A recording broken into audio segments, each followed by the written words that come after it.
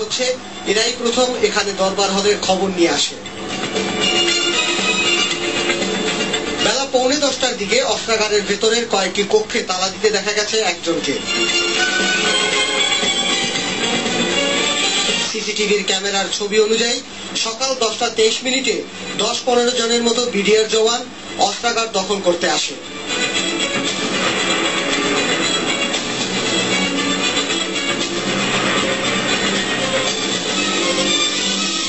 এ সময় সেখানকার অনেক বেসামরিক কর্মচারী হাত উঠিয়ে বেরিয়ে আসে।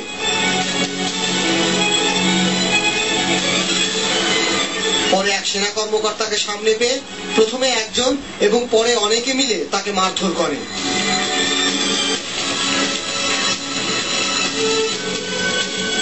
পরে সবাই মিলে তাকে বাইরে নিয়ে যায়।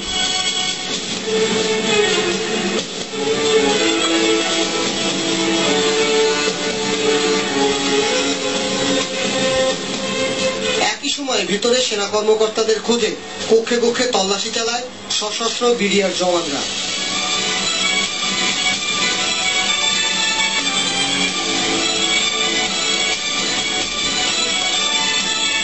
অস্ত্রাগার দখল শেষে জওয়ানরা দলে দলে সেখানে এসে অস্ত্র লুট করতে থাকে।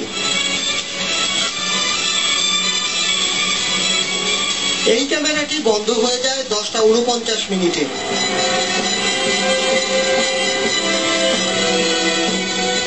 অস্ত্রাগারের অন্য অংশে বিডিআর জওয়ানরা ঊর্ধ্বতন কর্মকর্তাদের জিম্মি করে।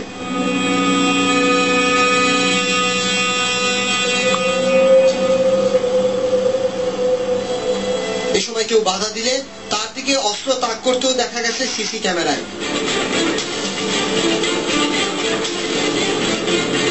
সকাল 11:17 প্রথম গোলাবারুদের গুদামের দরজা ভাঙা হয়।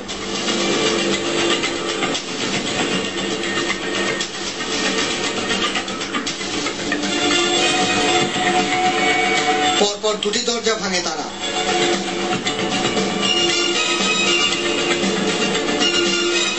এরপর সেখান থেকে প্রথমে একটি পিকআপ ভ্যানে করে গোলাবারুদের বাক্স ওঠানো হয়।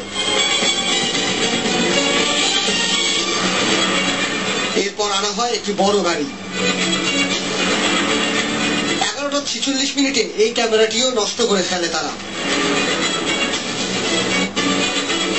অস্ত্রাগারের আশেপাশে থাকা 9টি ক্যামেরা দিয়ে ওই দিনের ছবি সংগ্রহ করেছে তদন্ত কর্মকর্তারা, যার মধ্যে কমপক্ষে 5টি দুপুর 12টার মধ্যে বিকল করে দেয়া হয়।